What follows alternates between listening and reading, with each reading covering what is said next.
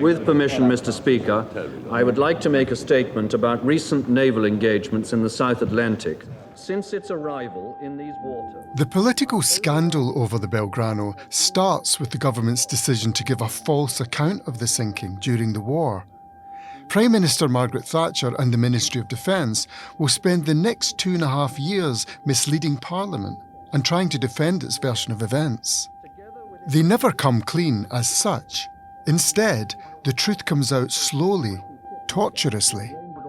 To this day, there are still unanswered questions. We regarded the Belgrano as a threat to our forces, and we... The first discrepancy in the government's account emerges a month after the war, when HMS Conqueror returns to base at Faslane, and Commander Chris Rayford-Brown speaks to the waiting press corps. I will admit that proudly that we sank the Belgrano. She was outside the TZ, as you rightly say, and I was under direct orders from Sink Fleet, and they were confirmed by me before I went in for my attack. The commander of the submarine says that he was acting under orders from Naval Headquarters at Northwood. But this isn't what Defence Minister John Nott told Parliament in his statement during the war.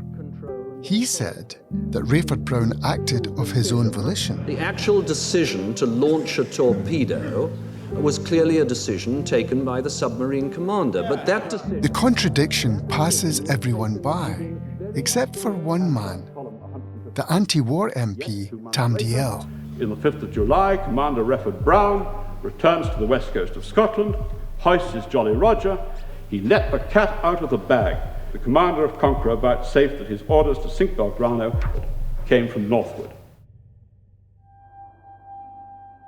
It became Dalyell's mission to establish a factually accurate account of what happened on May the 2nd. How, when, and why were all the decisions taken that led to the torpedoes? He was, shall we say, an enthusiast for the truth. Others said, a pest. Is it the submarine commander, or is it the Prime Minister who is lying? I think that the honourable gentleman mustn't use that word. I'm sure he would rephrase that final comment. Is it the submarine commander or the Prime Minister who's telling the truth?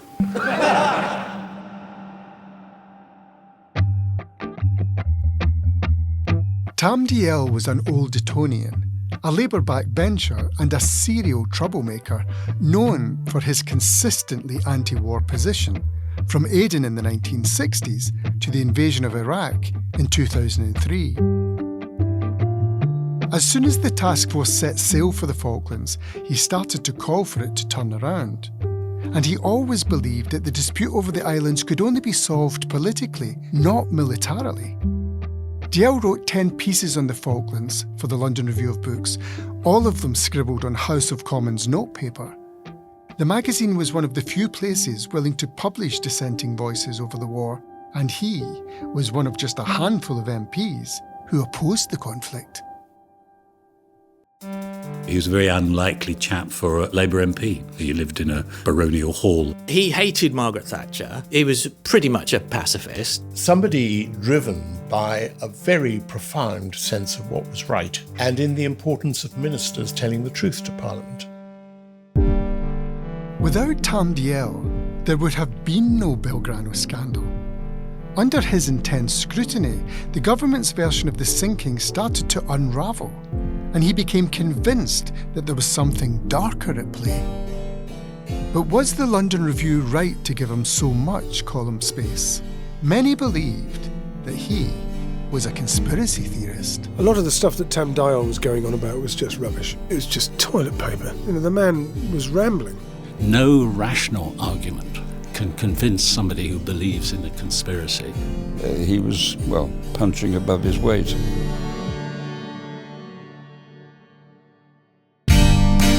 I'm Andrew O'Hagan, and from the London Review of Books, this is the Belgrano Diary.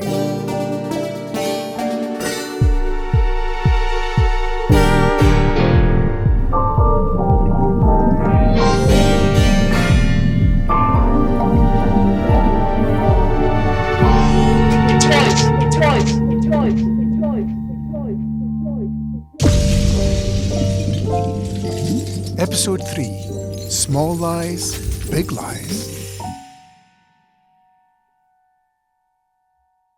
The Falklands campaign was Lieutenant Sethia's last as a naval officer.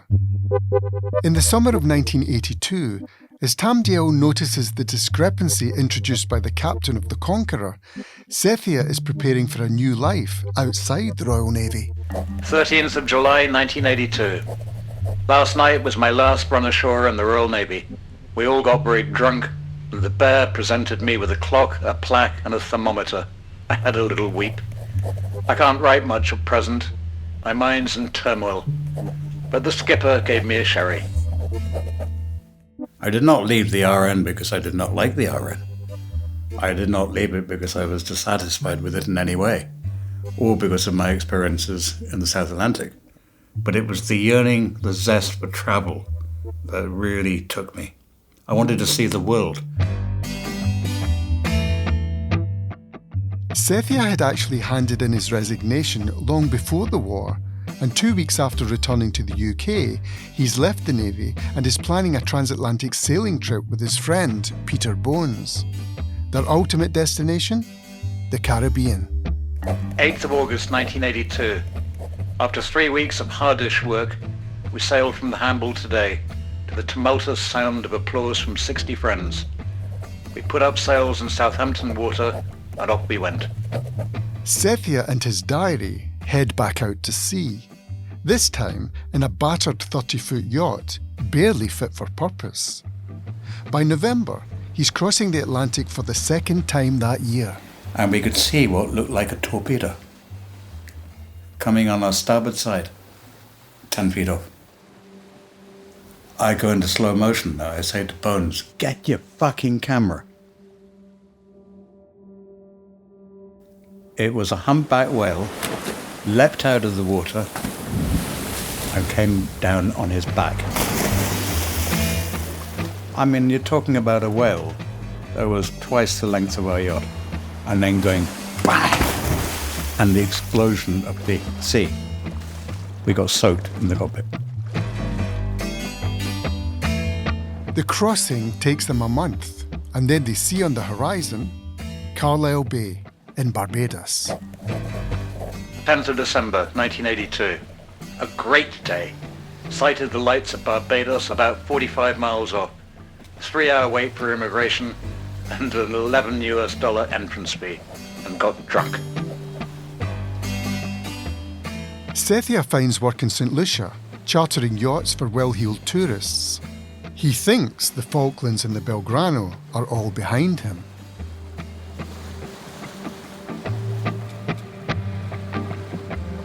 A web and tissue of contradictions and misinformation is what we face. We need a tribunal to turn their immediate attention on the extent to which the decision to sink Belgrano was to do with the sobriquet of Iron Lady and illusions about ascertaining what metal the Prime Minister was made of. After noticing the first discrepancy, Dael starts to scrutinise any new evidence that emerges. The problem for the government is that when anyone involved in the sinking speaks publicly about the events of May the 2nd, they contradict the official narrative. A few months after the war, the Sunday Times Insight team cites sources on the Conqueror who claim that the Belgrano was first detected at least 24 hours earlier than John Knott had stated. Argentinian sources say that the Belgrano was heading home when attacked. Dael zeroes in on these two further discrepancies, the date of detection and the direction of travel. It was a classic example of where a politician starts to pull on a thread. Robert Rogers, then a clerk in the table office. It became clear that he was going to follow these issues about where the Belgrano was heading when she was torpedoed, whether there was information that could have allowed military commanders and so political oversight to know whether she was a threat to the task force or not. So Tam used questions very well, I think, to try and sift the wheat from the chaff. Dalziel's campaign to establish what really happened begins with a series of parliamentary questions. Robert Rogers has to make sure that these comply with the rules of the House. The first question comes at the end of November.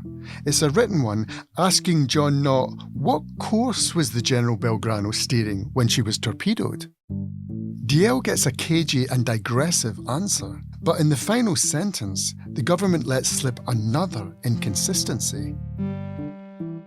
They don't admit that the Belgrano had been sailing towards Argentina for 11 hours, but they do concede its bearing at the time of the attack. By parliamentary question, it has been established that she was on a course of 280 degrees and is on a course for the Magellan Straits and her home port of Ushuaia in southern Argentina. A course of 280 degrees. In other words, when the torpedoes were fired, the Belgrano was pointing away from the task force and towards Argentina. So how are we to explain the Defense Secretary's statement, quote, "This heavily armed surface attack group was close to the total exclusion zone and was closing on elements of the task force, which was only hours away." Dalziel becomes even more suspicious.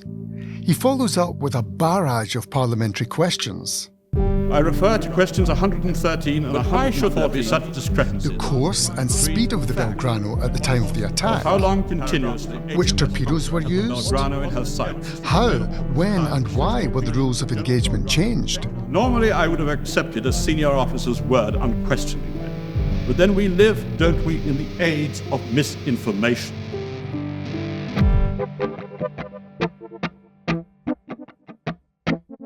And in the table office, we had an A4 ring binder, one of the very big ones. And when it became clear that Tam wasn't going to give up on this, rather than for all of us to try and remember what answers he had got to his questions, we would cut them out and stick them in this ring binder. We kept it as a sort of relic in the table office for a number of years, and it was an invaluable aid to us.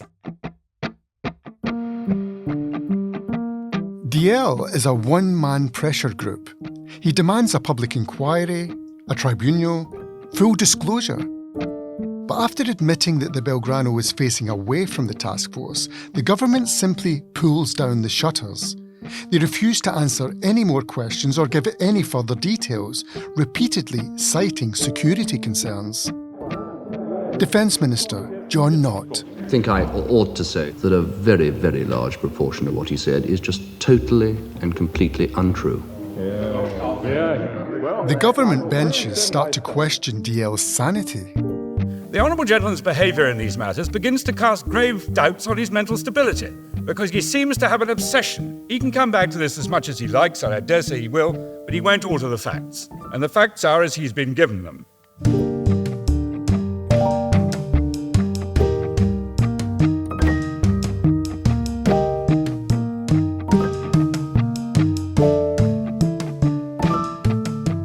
The government is refusing to correct any of the inaccuracies in John Knott's original statement to Parliament.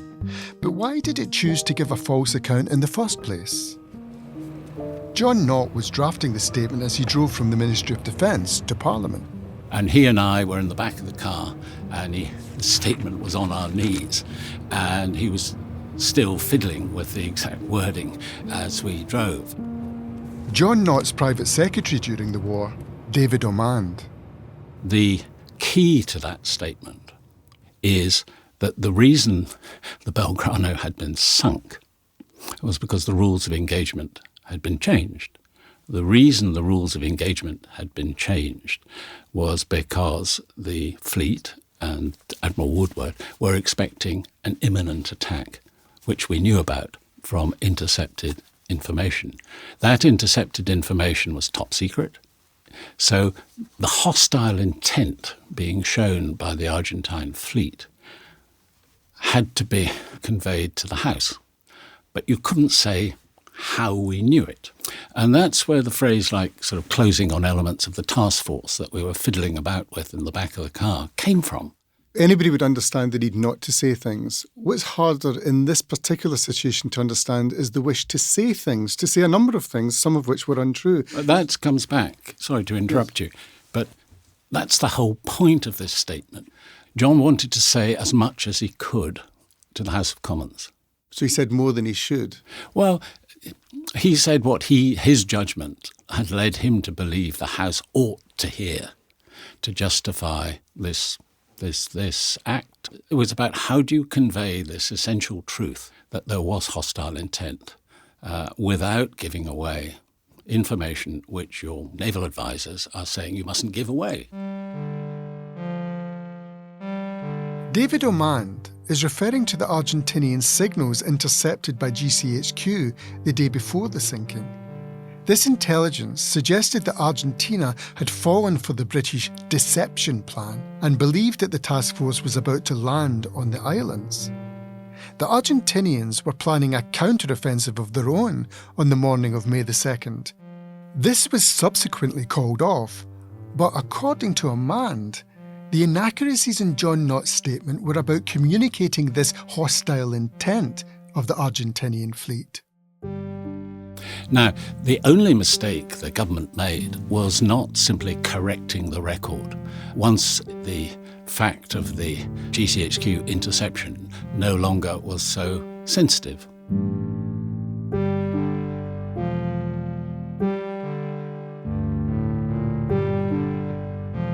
Perhaps John Nott's statement really was an attempt to convey an essential truth and protect intelligence sources during the war. But if that is the case, then what happens next is highly unusual. In December 1982, the government publishes a white paper on the lessons of the Falklands campaign. This is an opportunity to establish the facts now that the information is no longer operationally sensitive. But rather than correct any of the inaccuracies in John Nott's original statement, the government writes them into the official record of the war. As far as DL is concerned, this is all starting to look like a cover-up. The opening 10 words of paragraph 110 of the White Paper encapsulate a highly significant inaccuracy. It reads, on May the 2nd, HMS Conqueror detected the Argentine cruiser General Belgrano. Not according to my information, Mr. Deputy Speaker.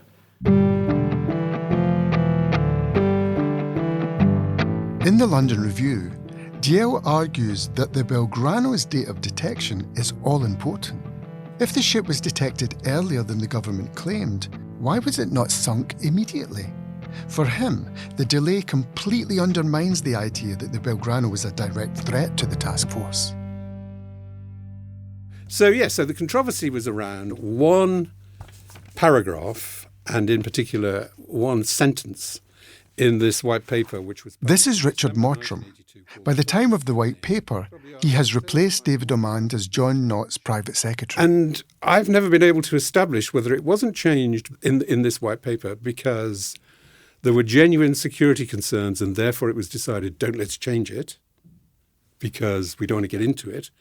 Or it wasn't changed because, the civil service is reluctant to get into changing things if ministers have said them. But the fact that it persisted and then later was, as it were, defended again and again, it becomes something else at that point. Can you see that? Yes, the interesting question is why no one came forward and said, we could change this now. Do you want it changed? Instead, they stuck to it and put it in the white paper. And that then led some people to assume, one person in particular, if they keep repeating this, it must have a particular significance to it. And it didn't, in my view. But if the government has nothing to hide, why not use the white paper as an opportunity to come clean? So the Prime Minister some years later said, it was because we didn't want to give further information at the time, whatever. But my view was this wasn't particularly sinister. It was, again, civil servants doing what sometimes is useful and sometimes isn't. They were sort of reconciling all the bits of paper. Reconciling all the bits of paper. After the white paper is published, the story goes quiet. The government appears to have successfully parried DL's attacks. He's got no proof, And this all looks like the latest obsession of an eccentric anti-war MP. DL is an isolated figure, held at arm's length by his own party. It's not hard for the government to portray him as out of touch with reality. Or worse, a traitor. Well, the honourable gentleman must, of course, answer to history and to his conscience for his statements. His accusations, I believe, must have given comfort only to Britain's enemies. The honourable gentleman cannot even get his facts right.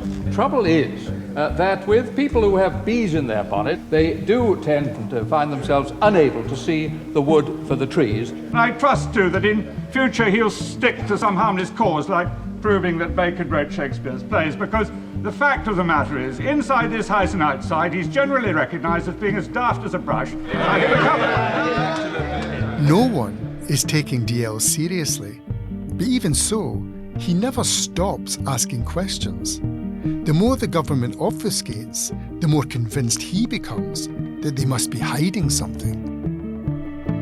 Underpinning DL's campaign is a deep mistrust of Thatcher's motives, a suspicion that she was never really interested in finding a diplomatic solution and determined instead to escalate the conflict at the first available opportunity. He writes in the London Review that, quote, "the facts might reveal Mrs. Thatcher in her true colours as a leader who spurned many chances of peace in favour of personal and political domestic objectives." DL's critics are right. He is obsessed, but what lay behind that obsession?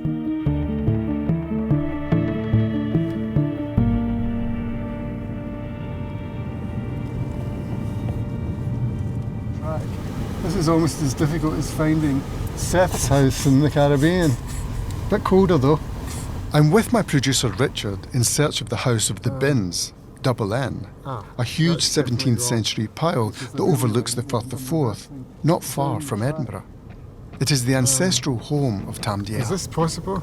I might be going up the wrong lane to the wrong posh house. Not for the first time in my life. Wait a minute. This doesn't look like the Binns. This looks like the bin. And there it is. Oh my God, it's a proper castellated Walter Scott building. Tam Dael died in 2017, but we've come to visit his wife of 54 years, Kathleen.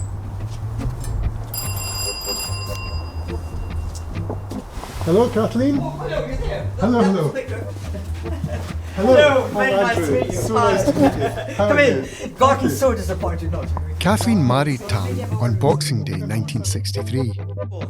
Right. It's freezing out there, but what a view! Oh, it's fantastic. Almost 360 degrees. This is my first time at the Binns.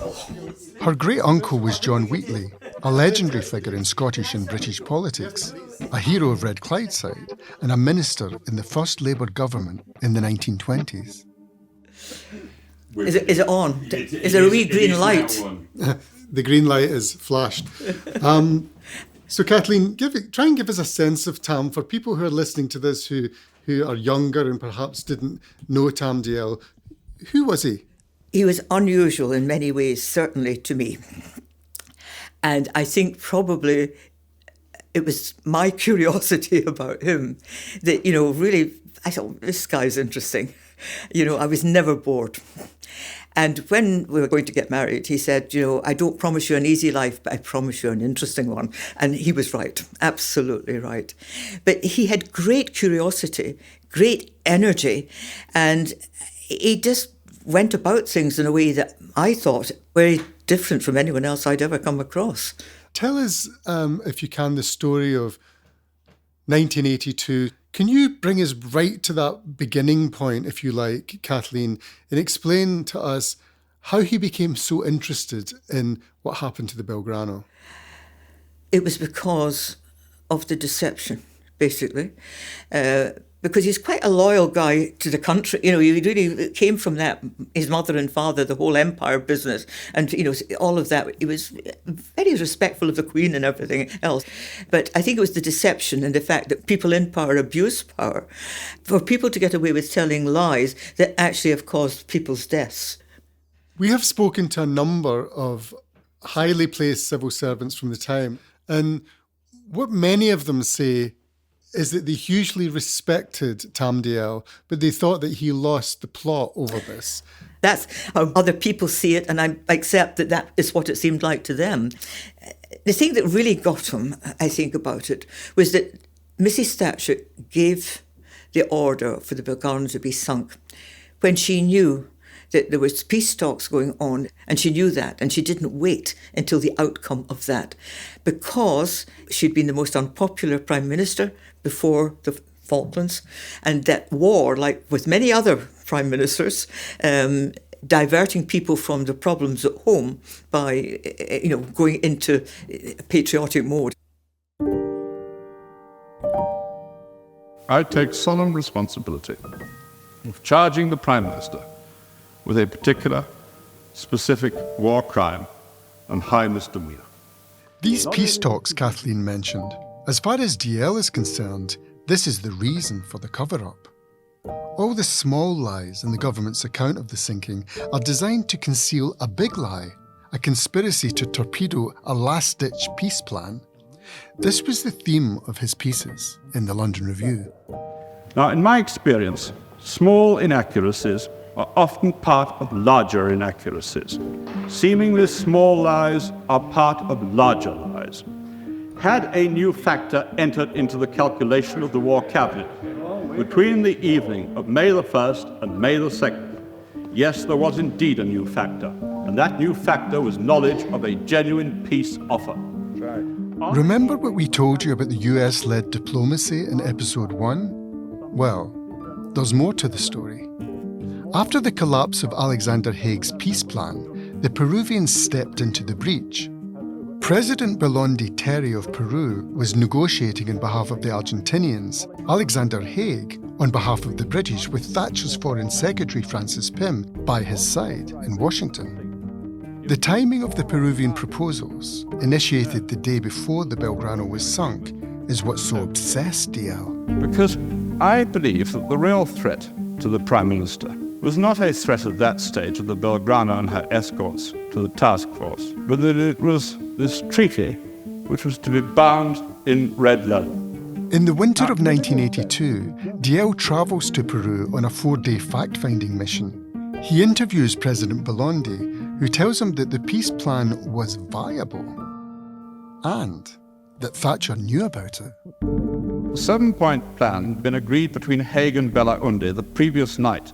According to the Peruvians, a call came through in the early hours of Sunday from the Argentine capital. It was General Galtieri. He said that he accepted the Peruvian plan. By the afternoon of May the 2nd, the Peruvians were so confident of a peace deal that they scheduled a press conference for later that evening. The big desk, flags and leather-bound treaty were all being assembled. And it's at this point, according to Dalyell, that Thatcher made her move. And indeed I assert that when Haig and Pym phoned the Prime Minister with what they thought was peace, this Prime Minister did a horrific thing, that she phoned northward and said, "Sink the Belgrano."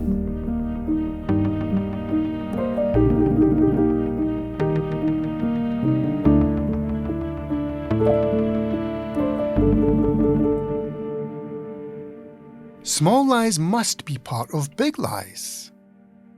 Dalyell's claims about the Peruvian peace initiative are greeted with scepticism in Parliament and beyond.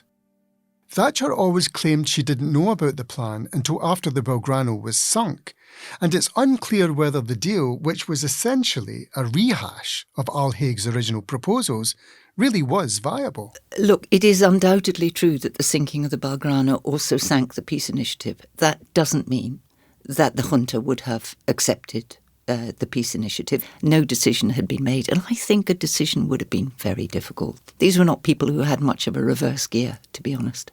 Isabel Hilton, who reported on the war for the Sunday Times from Argentina. My problem with Tam Dalyell's campaign was that it was an assumption from the beginning that this had been a deliberate act on the part of Margaret Thatcher, and there was no way of standing that up. I'm just not sure that the conclusions that I think Tam reached very early on were sustainable. But he was a man who, had very strong views and wasn't necessarily open to evidence. Diell's theory about the Peruvian peace plan is controversial and only isolates him further. In the spring of 1983, he's getting nowhere. Public interest in the sinking is non-existent. He needs backup, a different voice, someone who can reach a wider audience.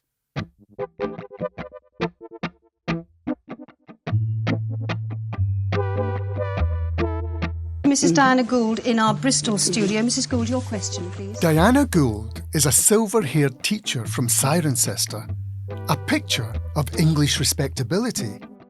With her first-class degree in geography and a previous life working in the Women's Royal Naval Service. She's been following Diell's campaign, and in May 1983, when she hears that Thatcher will appear on the BBC talk show Nationwide, she writes in and asks to go on the show.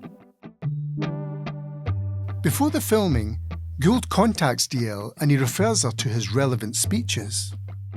Mrs. Thatcher, why, when the Belgrano, the Argentinian battleship, was outside the exclusion zone and actually sailing away from the Falklands, why did you give the orders to sink it? But it was not sailing away from the Falklands. It was in an area which was a danger to our ships and to our people on them. It was on a bearing of 280 and it was already west of the Falklands, so I'm sorry, but I cannot see how you can say it was not sailing away from the Falklands. When it was sunk. When it was sunk. It was a danger to our ships. No, but you have just said at the beginning of your answer that it was not sailing away from the Falklands, and I'm asking you to correct that statement. But it's within an area outside the exclusion zone, which I think what you are saying is sailing away. I think we're arguing about which way it was facing at the time. Danger to our ships. Mrs. Thatcher, I am saying that it was on a bearing 280, which is a bearing just north of west. It was already west of the Falklands, and therefore nobody with any imagination can put it sailing other than away from the Falklands. I'm sorry, I forgot your name. Mrs. Gould. Mrs. Gould. Mrs. Gould is the perfect weapon for Diell, a completely plausible representative of Middle England. Not unlike Mrs. Thatcher, in fact.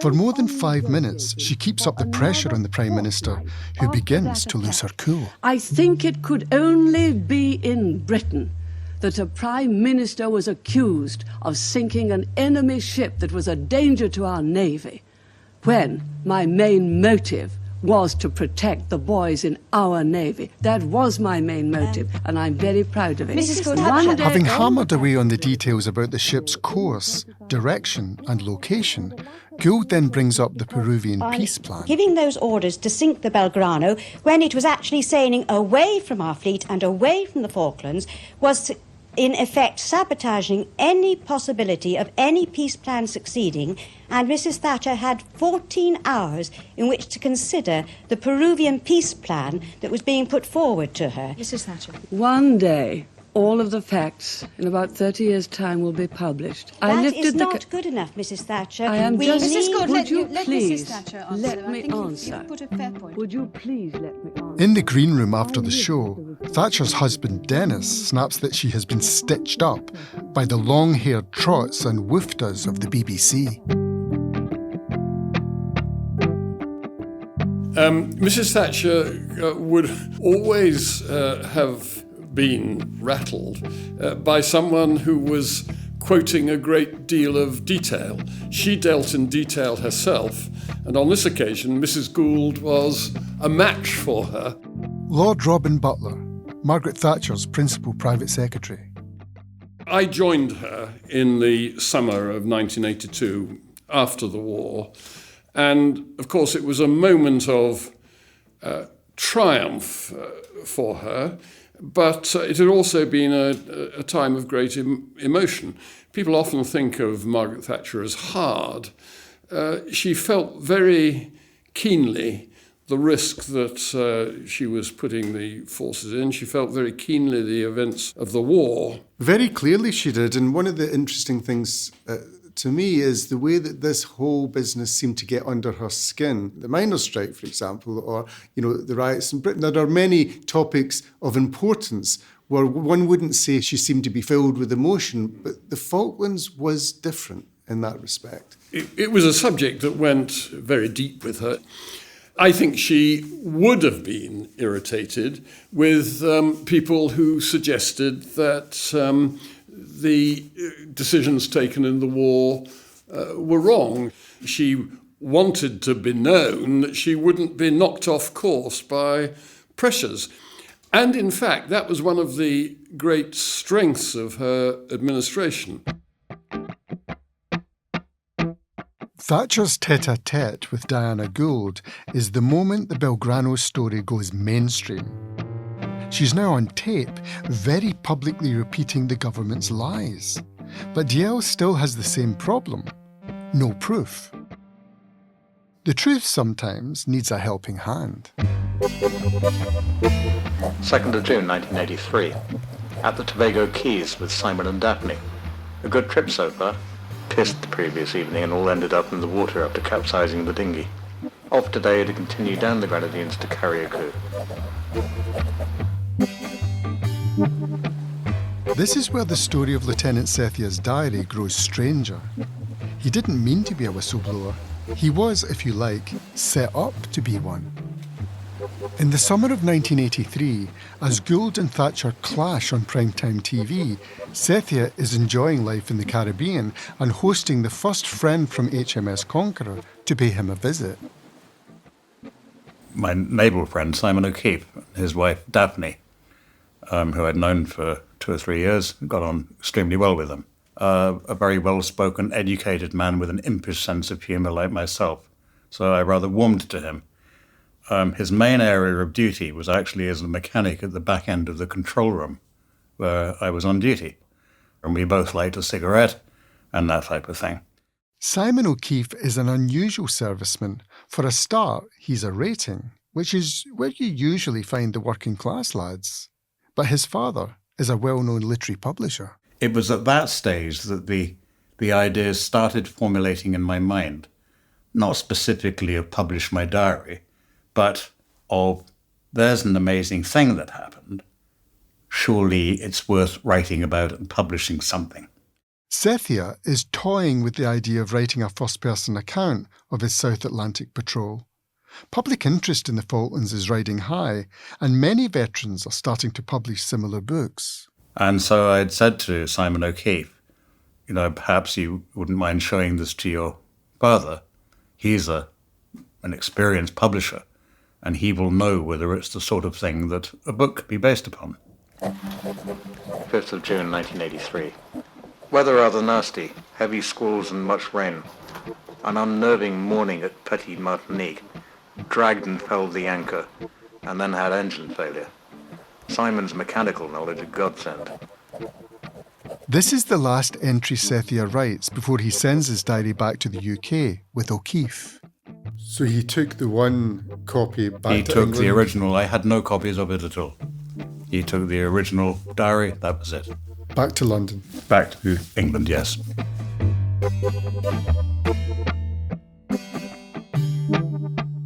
Simon O'Keefe is the next link in the diary's chain, but nobody is sure where to find him. There is a Facebook page we think may be his. The profile is full of misleading details. He apparently lives in Algiers, is a graduate of the University of Bangladesh, and can it be true that he studied comedy? After a bit of digging, we track him down to South London. I think we're going the wrong direction. We are. What number is it? From the House of the Bins to Blackheath. O'Keefe lives in a wide street with nice semi-detached houses, like the imperturbable setting for 100 English sitcoms.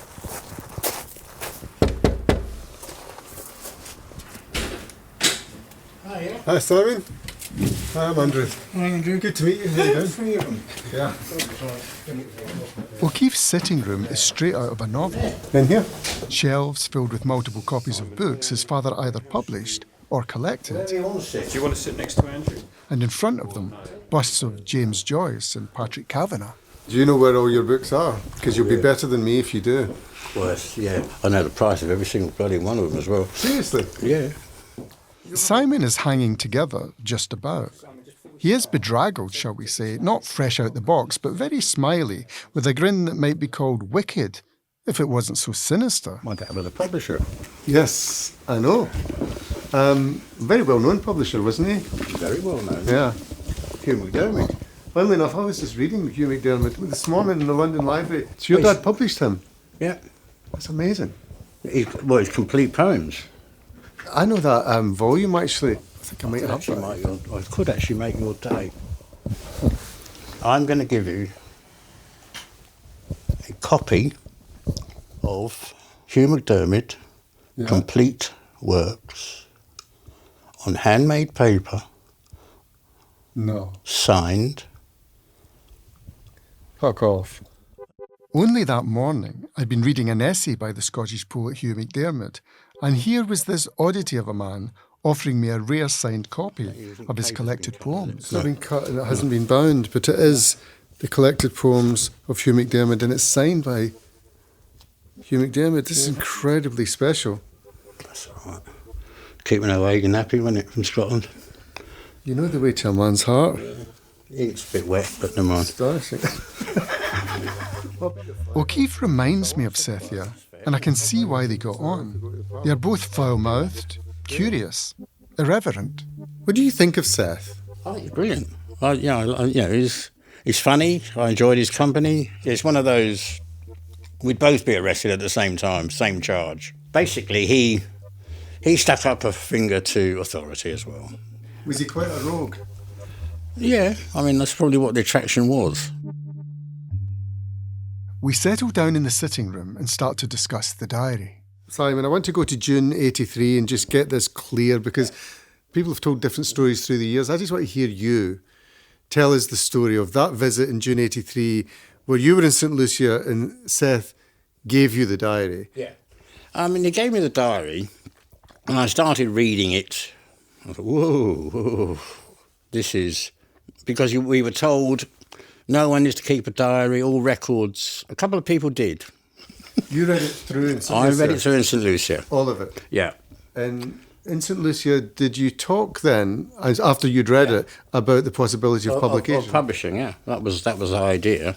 Did you think your father would be interested in publishing it? No, my father's poetry and Irish novels. So just to be clear, Simon, you weren't offering it to your father with a view to him publishing it. You just wanted some advice. At that age, I probably thought my dad was just a publisher, so books is a book.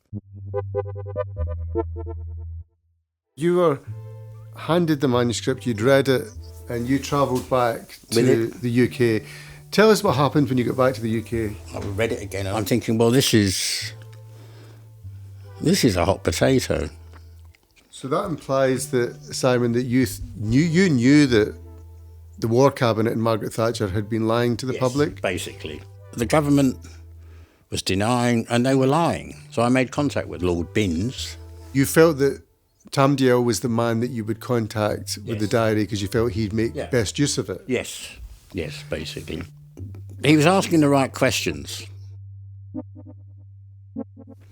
So tell me about that first phone call. I said, I've got a diary from HMS Conqueror. Whoosh, I want to meet you. That's what he said? So quick, yeah. Did you make an appointment to meet in London? I met him at the BBC. He was giving an interview at the BBC. So where did you go with him? At the Commons. We jumped a cab while he was... Leafing through it? He could go to the day, so forget all the padding out about, we all got pissed on so-and-so. Straight to the 2nd of May. Yeah, The day of the sinking of the Belgrano. The day, the course, the spot, not in exclusion zone. And went into the House of Commons, went into the library. He just photocopied the whole lot. I said, it's not my diary. This is for your eyes only, basically. What did that mean, Simon? Because for his eyes only would have been a naive assumption. Did you really believe that he would do nothing with it? Yes.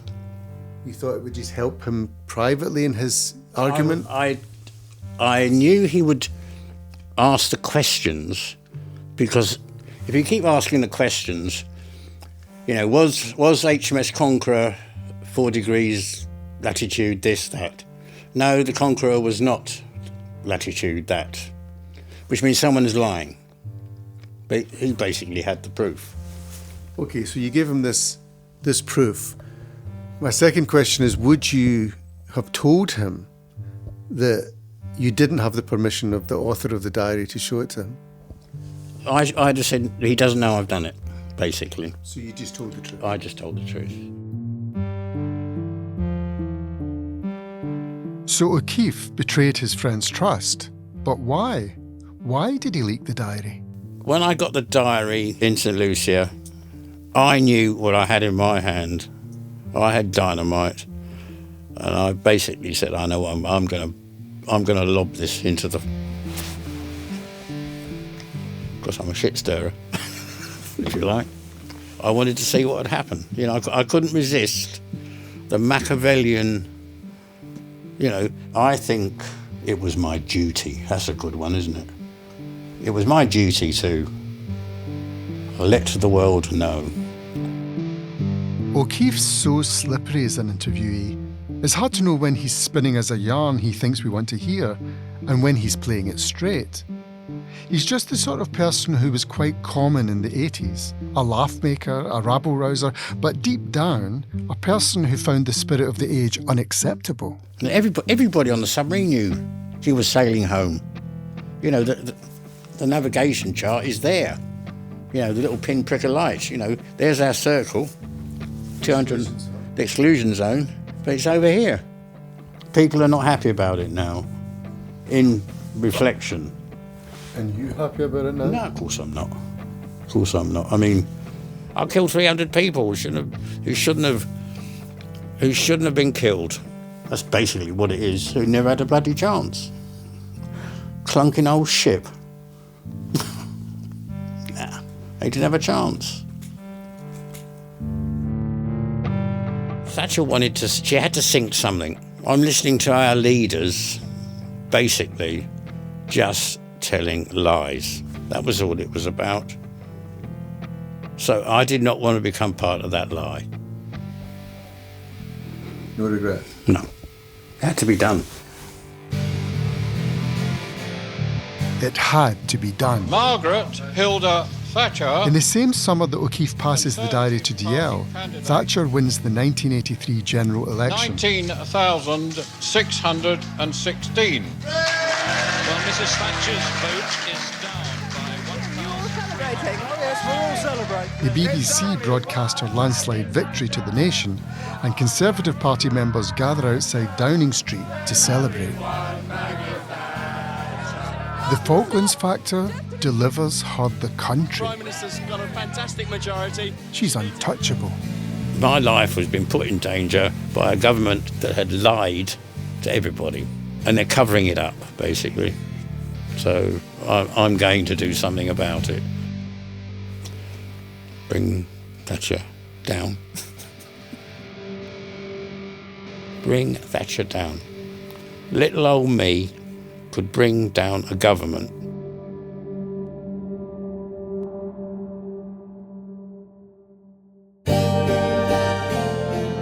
Next time on the Belgrano Diary. Heseltine called me up and he said, I want you to go through the whole thing. I want to be sure there isn't a Watergate in this somewhere.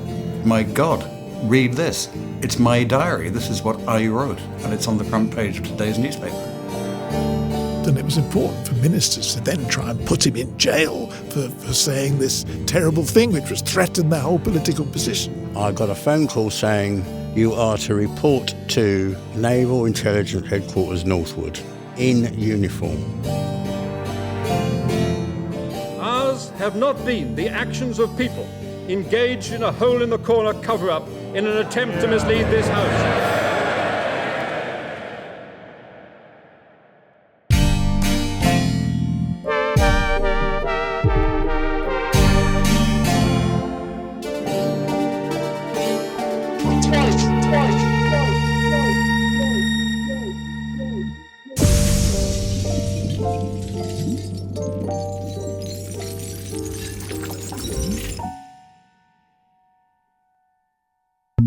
The Belgrano Diary is a production from the documentary team at the London Review of Books. If you liked this episode, please leave a rating and a review wherever you listened. This helps other listeners find the show. Episode 4, The Crown Jewels, will be available next Thursday, April the 18th. You don't need to wait to listen to the rest of this series. If you click on the link in the show notes, you can access all the episodes right now, as well as hours of extended interviews. You can read a collection of the magazine's coverage of the Falklands War and the politics of the early 1980s on our website. There's a link to this in the show notes, where you will also find a list of the archival audio used in this episode.